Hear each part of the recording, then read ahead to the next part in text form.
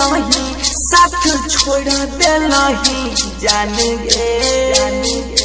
या तू अइलही कबो भूल गेलही कबो खूब रोइलही कबो जान गे जब दिलावा हमार तू तोड़ देलही कासुदी बोलाला से कोनो फायदा गे मुँह हमारा से मोड़ देलही कासुदी बोलाला से कोनो फायदा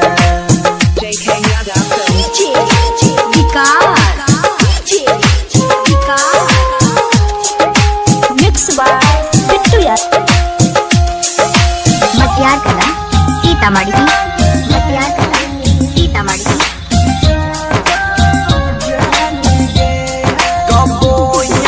जान बन के तू बगल से चल जाई छी गे बेबी बेबी कोके गलती जानू दहल जाई छी गे जबले हाथों सारा से छोड़ देलही कासुदी बोलाला से कोनो फायदा गे मुँह हमारा से मोड़ देलही कासुदी बोलाला से कोनो फायदा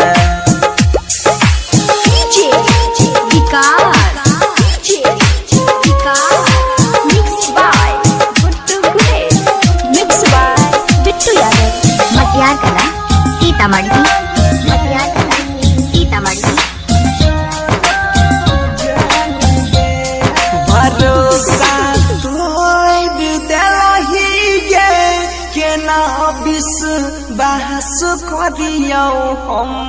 गे घुट घुट के जियै छियै तू ऐसन